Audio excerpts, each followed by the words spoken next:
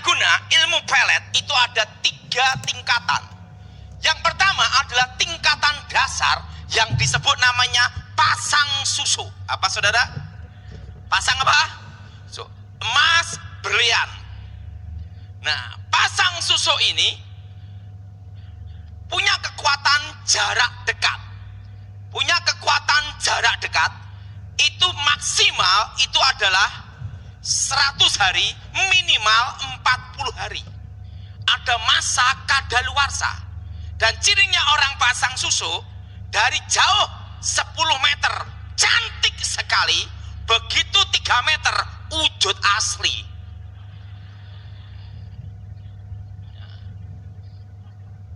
Dan kekuatannya hanya 1 pulau. Makanya jenis pasang susu ini begitu ada yang kena langsung keluar pulau, langsung kekuatannya netral. Karena apa saudara? Setan mau pindah lokasi harus ada izin mutasi. Ada namanya nyebrang laut. Itu pasang susu. Nah, itu jarak dekat saja. Itu kalau putus kontak, tidak ada komunikasi, tidak ada telepon, setelah itu putus, saya nyebrang laut, selesai. Nah, itu namanya pasang susu. Kekuatan jarak dekat. Yang kedua adalah jimat atau mantra pakai pengantara. Nah, kalau mantra pakai pengantara itu ada yang pakai merica. Tahu merica, saudara? Lada. Begitu mantra diucapkan, mana yang diincer langsung dilemparkan, des, kena. Nah, tapi repotnya kalau salah ngenai bencong, langsung bencongnya gini-gini loh. Kacau. Nah, setelah itu kembang kantil. Ada yang juga namanya itu kacang hijau. Ada yang juga dari rambut atau mens. Atau ada yang juga yang pakai bulu ketiak, macam-macam saudara. Pokoknya yang ada yang baju atau celana dalam, pokoknya yang pernah dipakai. Nah, itu mantra pakai pengantara termasuk jimat. Jimat seperti keris atau semar dodok. Nah, setelah itu ada yang juga ada yang pakai yang namanya itu tulisan gitu saudara. Itu kekuatan mantra pakai pengantara jimat. Itu kekuatannya 100 maksimal 1000 hari. Berapa saudara? 100 sampai berapa saudara? 1000 apa? Hari. Dan itu saudara punya kemampuan sekalipun di luar pulau tetap kena. Karena kemampuannya adalah satu negara. Nah, kalau beda negara lagi, lain cerita. Ada batas teritorial, nyebrang laut, harus ada izin mutasi. Nah, itu 100 sampai 1000 hari. Nah, yang ketiga adalah mantra langsung. Nah, mantra langsung itu kekuatannya sampai 15 tahun. Dan kalau tidak ada yang bisa melepas atau yang tidak tahu rahasia kelemahannya, maka orang tersebut gila. Kalau tidak bisa ada yang lepas, kecuali tahu rahasia kelemahannya. Nah, kenapa orang kena guna-guna bisa sampai lupa segalanya? Nah, di antara 3 ini juga ada yang berbahaya lagi, yaitu susuk yang ditanam di kemaluan. Orang yang terkena korbannya itu seperti orang ketagihan terkena narkoba. Habis sabu-sabu, setelah itu busa-busa. Jadi kayak sakau gitu. Nah, semua 3 tingkatan susuk ini, 3 tingkatan mantra, semua tetap ada rahasia kelemahannya. Dan rahasia kelemahannya waktu diketemukan unsur air. Nah, cinta yang sejati lebih kuat melebihi cinta yang palsu. Nah, sekarang saya akan memberikan contoh kenapa orang kena guna-guna bisa lupa semuanya. Nah, saya minta untuk contoh ini sini dulu. Nah, sini, suami istri kan nih? Nah, sini.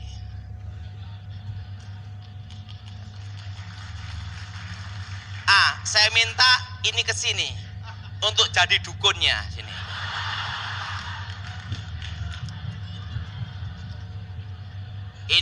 Ini dikemplingin, kasih janggut, cocok udah.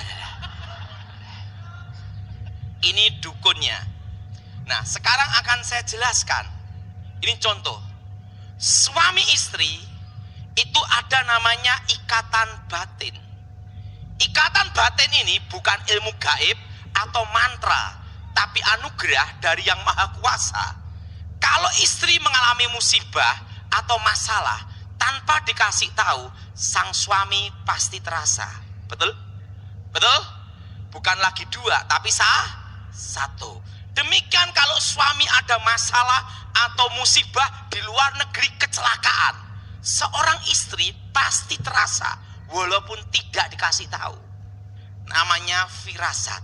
Dan hubungan ini berlaku juga untuk orang tua dan anak.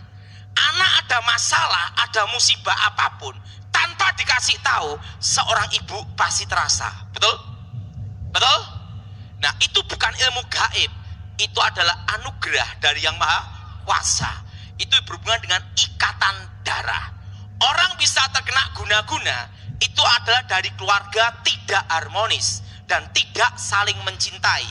Kalau keluarga harmonis, tidak bisa ditembus. Ini misalnya suami istri, ada hubungan batin, ikatan batin.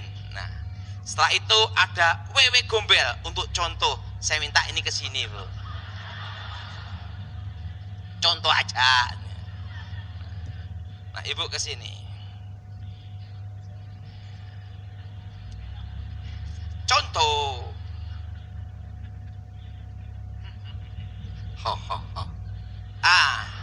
Ini ibu pasiennya ngomong. Mbah Dukun, tolong peletkan guna-gunai akyang.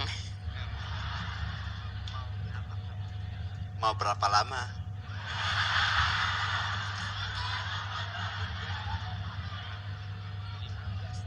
Lima 15 tahun. Sesuai order.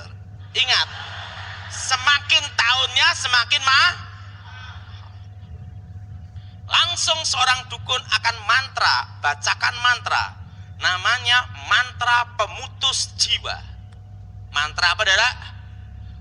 Pemutus batin. Hubungan suami istri ini langsung diputus.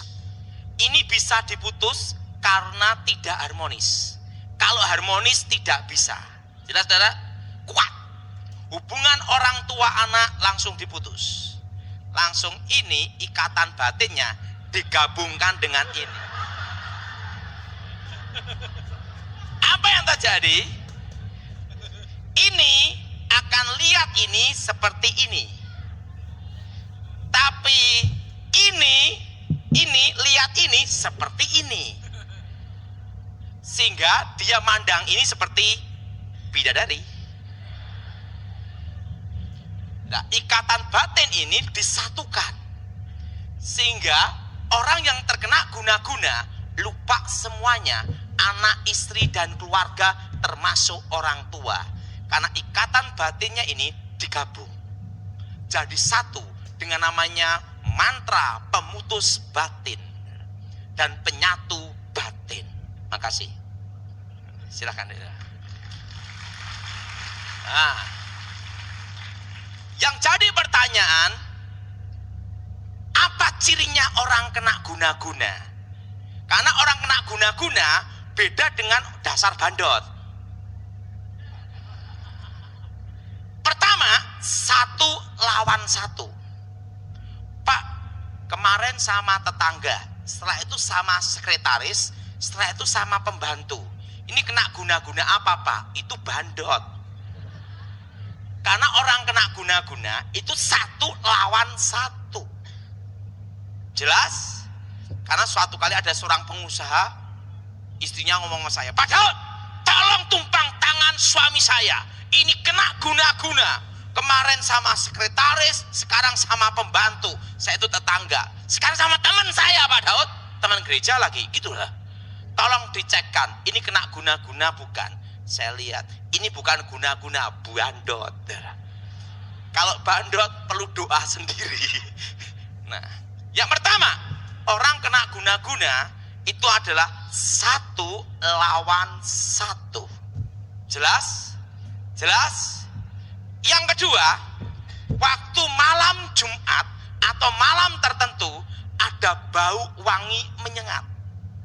Itu biasanya daun pandan atau kembang kantil atau melati.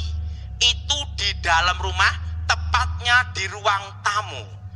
Dan itu baunya wanginya gini, breng, lewat.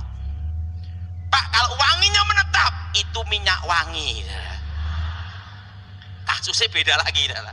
Nah, jadi waktu malam tertentu, tengah malam, dan seorang anak kadang peka. Karena apa, Dara? Karena ada hubungan batin yang diputus.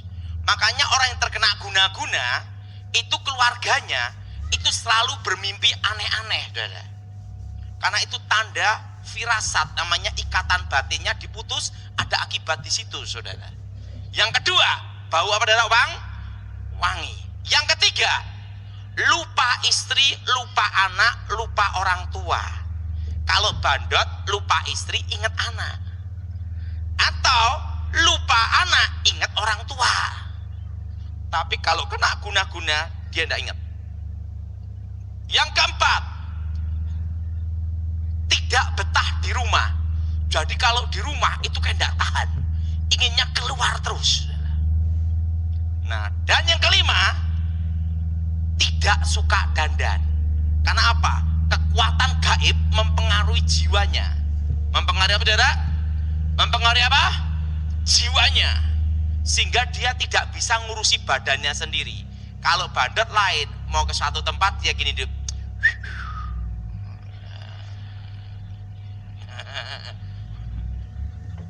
nah, kalau kena guna-guna, dia tidak ngurusi dirinya. Karena kekuatan roh itu menancap di jiwanya. Jelas, Saudara? Menancap di mana, Saudara? Jiwanya, sampai dia dulu lupa semuanya. Yang kelima, Saudara. Nah, dan pada waktu di rumah, mondar-mandir sekitar pintu. Mondar-mandir sekitar apa, Saudara? Mondar-mandir sekitar apa, Saudara? Sekitar pintu. Nah, kenapa? Karena mantra itu pada waktu dikirim itu akan transit dulu ada di pintu utama. Jadi ingat, mantra setan pun ada tempat parkir. Itu tepatnya jam 6 sore. Dan pada waktu tengah malam, jam 12 malam, baru mantra masuk ke jiwa. Jelas, Saudara? Mantra masuk mana? Ke jiwa. Nah, lupa istri, lupa anak, tidak betah di rumah. Dan yang keenam, yaitu pada waktu tidur, tengah malam, itu akan ada perang batin. Karena hati nurani tidak mencintai. Tapi kekuatan roh mengikat untuk menguasai alam bawah sadar. Sehingga kalau tidur gini, Saudara. Kenapa gini gerak-gerak gini? Karena hati nurani tidak mencintai. Tapi kekuatan roh mencengkeram. Jelas, Saudara? Kekuatan roh, Saudara, mencengkeram. Dan ingat, keluarga pasti akan banyak mimpi-mimpi aneh. Biasanya mimpi ada ular. Nah, ular itu apa? Lambang setan. Ngomong sama sebelahnya, kamu bukan setannya. Adalah jelas? Jelas? Sering mimpi apa, Saudara? Ular atau penampakan roh perempuan. Nah, bagaimana kelemahan guna-guna? Bagaimana cara mengalahkannya? Perlu Saudara tahu, mobil sebagus apapun tidak dikasih bahan bakar mogok. Betul? Betul? Betul? Nah, apa bahan bakar kekuatan gaib? Yang pertama, kelemahan ilmu guna-guna. Yang pertama, kalau keluarganya mengampuni, kasih. Semua kekuatan gaib, kekuatan mistik mengambil kekecewaan, akar pahit dendam dalam diri manusia. Kalau istrinya kecewa, dendam, akar pahit, maka mantranya tambah hebat. Tetapi kalau istri dan anak-anaknya mengampuni, maka kekuatan mantra, kekuatan guna-guna itu akan netral dalam 1 tahun. Karena kekuatannya tidak ada untuk bahan bakarnya. Yesus berkata, kalau kamu mengampuni, Bapamu pun mengampuni. Amin. Makanya dulu sebelum bertobat, sebagai dukun, kalau pasien minta tolong, maka pasien diajar supaya ngasih surat kaleng atau telepon rahasia mendadak ke anaknya, ke istrinya. Supaya apa? Supaya ribut bertengkar. Semakin ribut bertengkar, kekuatan tambah hebat. Tetapi kalau istri, anak mengampuni, maka semua kekuatan guna-guna itu, kekuatannya tidak berfungsi. Alkitab berkata, ada iman, pengharapan, dan yang terbesar adalah kasih. Amin. Amin. Yang kedua, dihadapi dengan ikatan darah. Ikatan apa, saudara? Dekatkan ke anak kandungnya. Bekas istri ada, bekas anak tidak ada. Tapi apapun yang terjadi di dalam kekristenan tidak boleh dan tidak ada perceraian. Jelas, saudara? Nah, tidak boleh perceraian. Nah, saudara, kalau orang kena guna-guna, dekatkan anak kandungnya. Karena ikatan darah itu yang akan menggoyahkan mantra. Karena ketemu yang asli. Jelas? Ketemu yang apa, saudara? Nah, enggak punya anak, Pak. Dekatkan ke adik dan kakaknya yang ada hubungan darah. Anak tunggal, Pak. Dekatkan orang tua kandungnya. Dekatkan apa, saudara? Orang tua kandung. Anak tunggal, orang tua mati, Pak. Dekatkan sahabatnya. Seorang sahabat ada ikatan batin. Tidak ada sahabatnya, Pak. Hanya Tuhan yang bisa.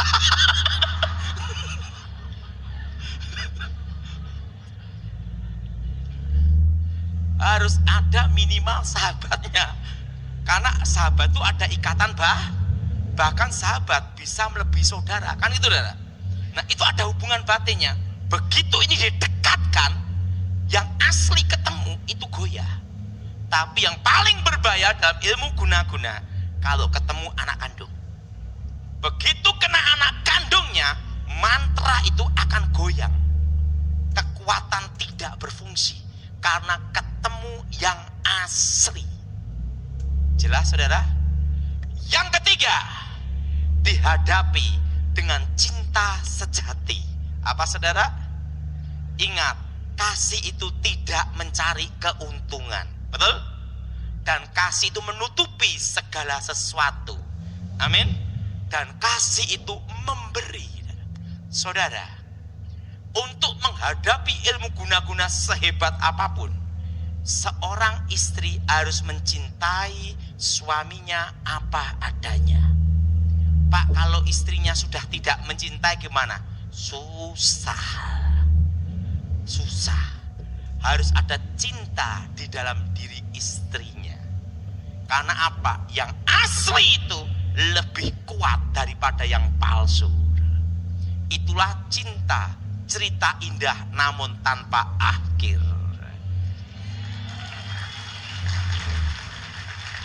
Jelas? Dekatkan ke siapa, saudara? Orang anak, setelah itu hadapi dengan cinta yang suci. Dari cinta yang murni benar. Ada seorang istri marah suaminya selingkuh. Karena apa? Omset berkurang. Nggak bisa. Untuk menghadapi guna-guna, haruslah dengan kekuatan dihadapi dengan cinta yang murni. Jelas saudara? Kalau ketemu cinta yang murni, sehebat ilmu guna apapun juga, itu langsung netral, tidak berfungsi. Karena namanya ketemu yang aslinya. Jam made in Swiss Rolex asli beda dengan made in China. Betul? Betul? Ketemu yang asli, selesai. Nah, ingat, dekatkan, setelah itu dihadapi dengan cinta yang tulus. Jelas saudara? Dan yang keempat, jangan mengukit dosa lama. Alkitab berkata, jangan hidup mengungkit-ungkit masalah lalu. Ingat saudara, kasih itu memberi apa? Pengampunan. Kadang seorang ibu kalau sudah pernah jengkel sama suaminya, begitu ada masalah baru diungkit-ungkit lagi yang lama. Betul? Yang ngomong betul bapak-bapak semua ini.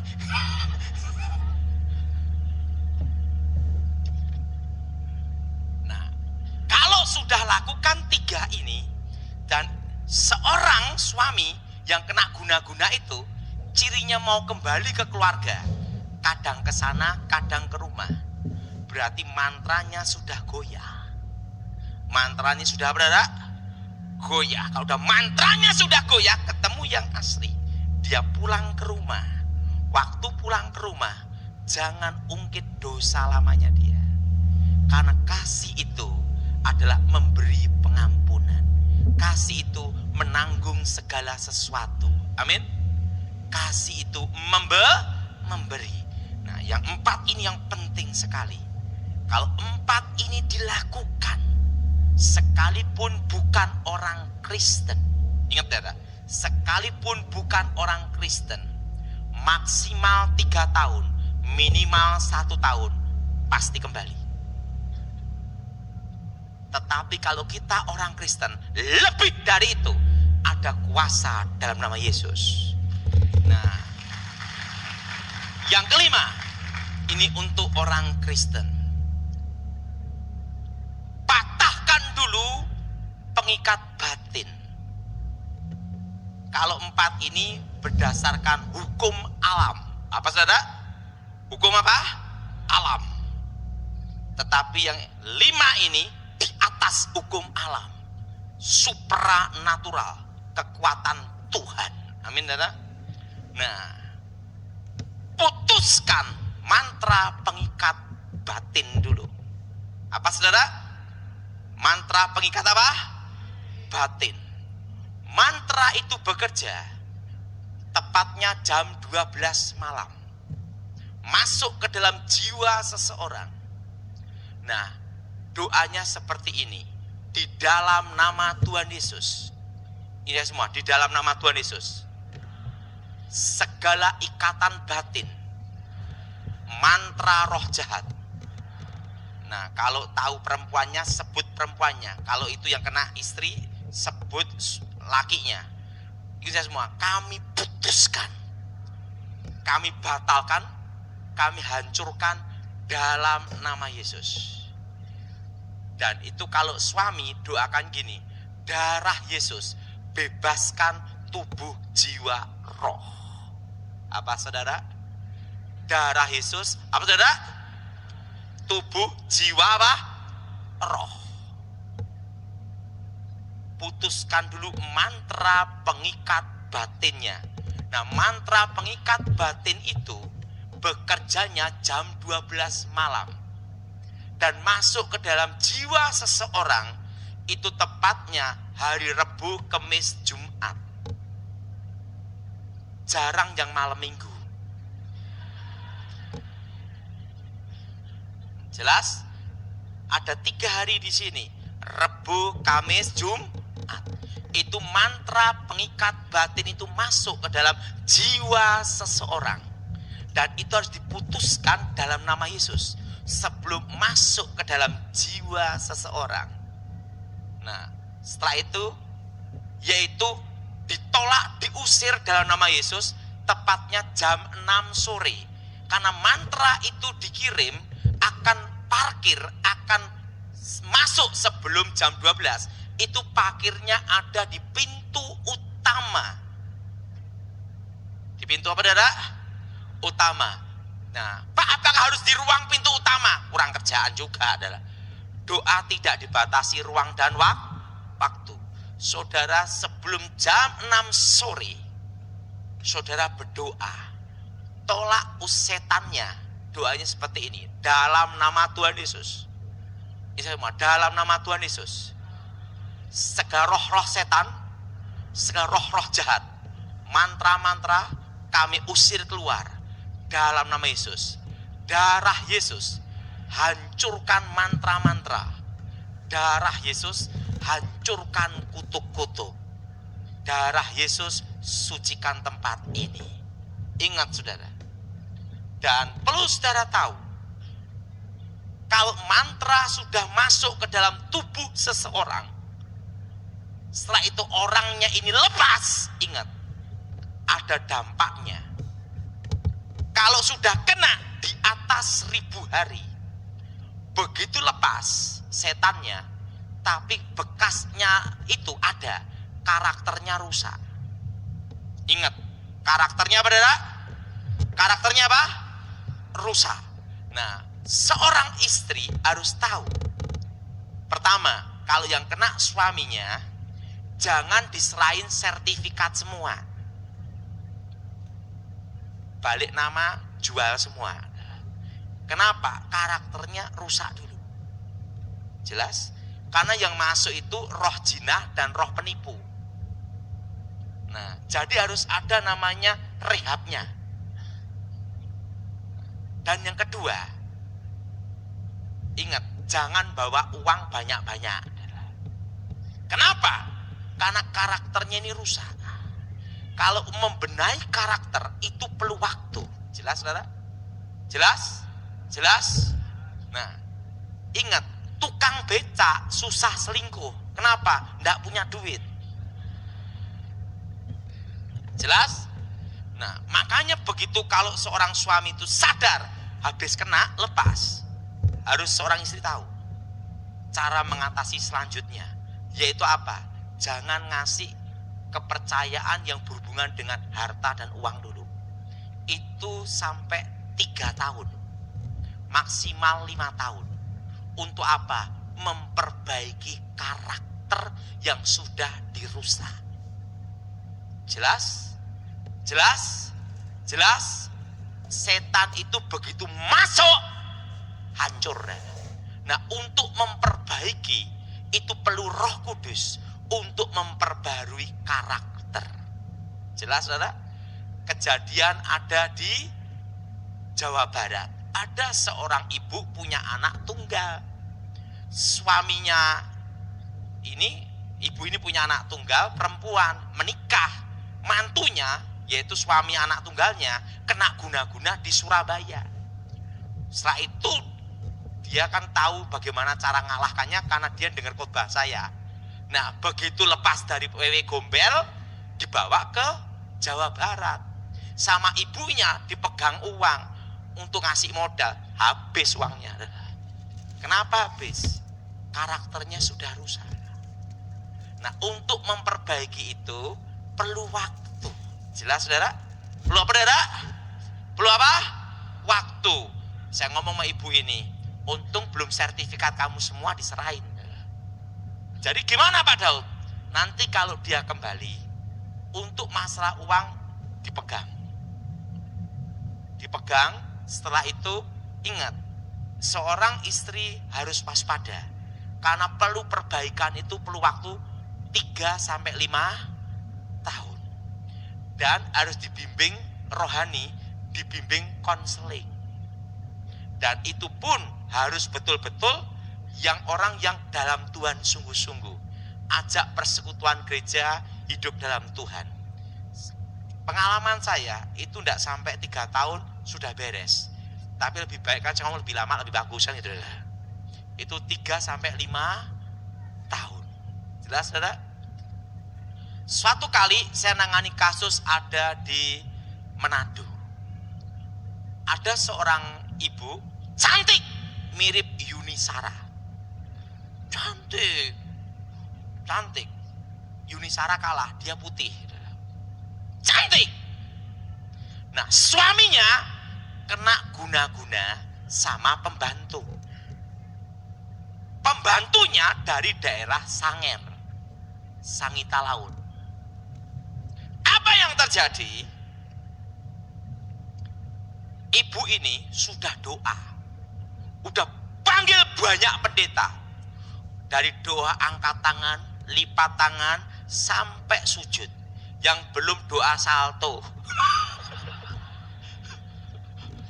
Udah doa angkat tangan apa? Semua cara digunakan.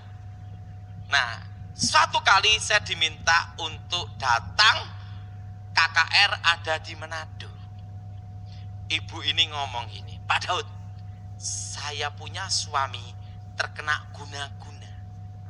Bagaimana cara supaya suami saya kembali, Pak? Dan kena sama pembantu. Pikiran kita satu, ibu ini cantiknya kayak gini. Gimana pembantunya? Betul? Betul? Betul? Wong ibunya cantiknya kayak gitu Satu lokasi ini kalah. Benar. Apalagi pembantu. Kan gitu dah. Waduh. Pengalaman. Wah. Coba saya mau lihat suami ibu. Wah. Saya datang ke rumahnya. Suami yang ngomong, Pak Daud tahu nih ya? Ahli santet. Gitu dah. Dia ngomong sama saya, Pak Daud, saya punya simpenan perempuan dari Sanger. Coba, Pak, saya mau lihat orangnya. Beratnya aja 1 kuintal. Udah hitam, mulut gini. Jalannya gini. Saya ngomong sama ibu ini, itu pasti kena guna-guna. Hitam, mulutnya gini, jalannya gini. Waduh, saya ngomong sama ibu ini, Pak Daud, bagaimana cara ngalahkannya? Saya udah bergumul doa, angkat tangan, lipat tangan, sujud sampai berkali-kali, Pak. Kok nggak bisa lepas-lepas? Ingat, pasti ibu ada kecewa dan dendam. Iya pasti, Pak. Gimana ndak ada dendam? Pembantu Pak. Saya ngomong, ibu mau ndak suami ibu kembali? Ya pasti mau, Pak. Kalau ingin suami ibu kembali, ampuni perempuan itu. Karena ingat, mobil dikasih bahan bakar langsung jalan, betul? Tetapi kalau tidak dikasih bahan bakar, mogok. Betul? Apa yang harus saya lakukan, Pak Daud? Ibu ampuni perempuan itu. Ampuni suami ibu. Dan yang kedua, saya tanya sekali lagi. Apakah ibu betul-betul mencintai suami ibu? Saya mencintai untuk keluarga. Oke, lakukan ini. Tidak lama, maksimal 1 tahun, paling cepat 3 bulan. Apa yang terjadi? Tidak sampai 3 bulan, baru sebulan suaminya sadar, kembali ke keluarga. Mi, kok aku ketemu orang kok segemuk itu ya? Sadar. Ingat, untuk menghadapi ilmu guna-guna harus dengan unsur air. Setelah saya bertobat, baru saya ngerti itu adalah kasih. Ada iman, ada pengharapan. Tapi yang terbesar adalah saudara, kasih. Untuk menekuni itu sampai perlu bertahun-tahun. Apa kelemahannya? Baru saya mengerti. Saudara, saya pernah dimintai tolong seorang direktur utama bank. Seorang direktur utama bank itu di Jawa Timur. Apa yang terjadi, saudara? Anaknya laki-laki terkena guna-guna orang Bali. Langsung dia pergi ke Bali untuk mencari dukun Bali. Dukun Balinya berkata, Ini perempuan keturunan seniornya dukun Bali. Berarti dukun itu ada junior sama senior. Kekuatannya hebat, kami tidak mampu. Akhirnya dia panggil dukun-dukun seluruh Indonesia. Sampai Kalimantan, berbagai tempat. Ini direktur, ini adalah orang muslim haji orisinil. Dan apa yang terjadi? Dia perintahkan ajudan untuk mencari nenek saya. Nyari nenek saya, tidak ada. Karena nenek saya sudah meninggal. Nah, langsung ditanya, dia tanya sama tetangga-tetangga, ada ndak muridnya? Atau yang pernah belajar sama nenek itu? Ada murid tunggal, tetapi sudah masuk Kristen. Nah, ini haji dah. Dikasih tahu sama tetangga, tapi sudah masuk Kristen. Langsung dicari itu. Namanya ini, keturunan ini. Apa yang terjadi? Saya khotbah di Surabaya. Waktu khotbah di Surabaya, ada seorang ajudan datang. Bapak namanya Tony ya? Ya. Daud, nama baptis. Iya. Pak, izin. Bos saya minta ketemu Bapak. Karena mencari nenek Bapak, nenek sudah meninggal. Si setan kober, ahli ilmu jaran goyang, meninggal. Nah, mau tidak mau dikasih rekomendasi untuk cari murid tunggal. Nah, muridnya itu Bapak tinggalan. Nah, tapi bos saya ini orang muslim. Bapak diminta dengan hormat tidak boleh nyebut nama Yesus dan Kristen. Loh, kok gitu? Ini perintahnya bos. Ya udahlah, saya tujuannya untuk nolong orang, ya sudahlah. Saya datang ke situ. Direktur utama bank ini gini. Bapak Tony? Ya, Pak Daud? Ya, gimana? Saya minta tolong. Anak saya terkena guna-guna. Semua dukun Kalimantan termasuk yang di TV, di koran sudah tak datangi semua. Dan harapan saya adalah nenek Anda. Tapi nenek Anda meninggal. Sekarang Anda adalah murid tunggalnya. Pasti tahu rahasia kelemahannya jenis ilmu ini. Iya, berarti 3 tingkatan ilmu guna-guna. Oke, saya tahu. Pertama, kalau Bapak mau anakmu kembali, ampuni perempuan itu, ampuni pula anak Bapak laki-laki.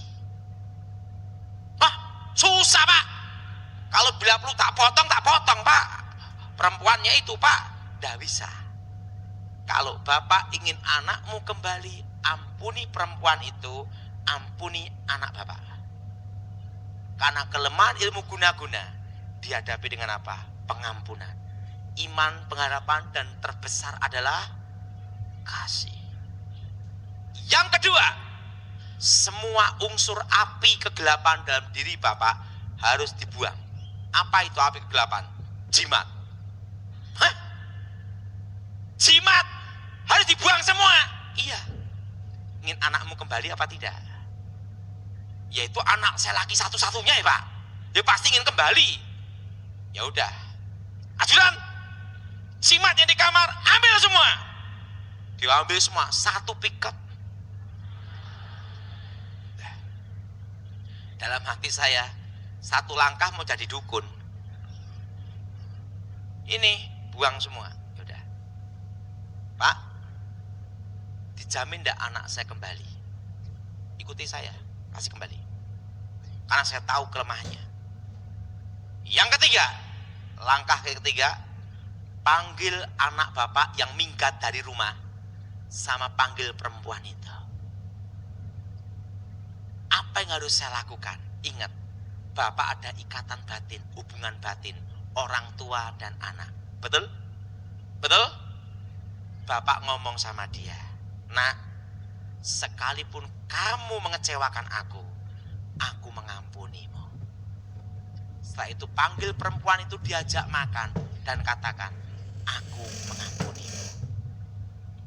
Padahal kalau saya panggil dikira setuju no. Lah, ingin anakmu balik pada? Ya udah mau balik Pak. Tanggung jawab lah Pak. Iya. Udah. Langsung perempuan itu dipanggil, orang Bali itu dipanggil, sama anak laki dipanggil. Diajak makan, dia berkata, aku mengampunimu.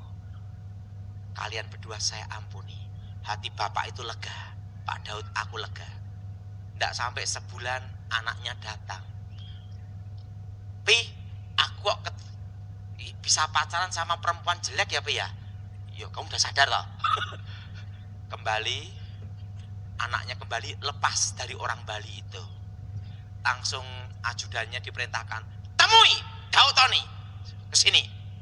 Langsung dia minta saya ketemu. Pak Daud, kok bisa masuk Kristen gimana? Kenapa Bapak tidak ikut sama saya aja? Gini Pak, saya itu dulu kalah. Boleh tidak saya cerita? Katanya kan tidak boleh cerita. Gitu. Sekarang saya izinkan, gitu lah. Saya kalah sama pendeta Kristen. Kalau kalahnya sama Muslim gimana? Ya saya jadi Muslim. Lah kalau kalahnya sama Kristen, saya jadi Kristen. Loh, berarti ngalahin Bapak Muslim apa Kristen? Kristen. Siapa? Pendeta Gilbert Lumaindong. Yang gemuk itu ya? Iya. Langsung gini, bagaimana kamu bisa kalah? Padahal nenek kamu orang hebat dan kamu juga punya kemampuan hebat. Saya ngomong, saya santet dia, malah saya gila. Nah, saya gila 1 tahun dan didatangi Yesus sendiri. Saya sembuh dari hilang ingatan sampai sekarang. Langsung dia ngomong, hah? Kamu ketemu Isa alaihi wassalam? Iya. Bapak mau ketemu?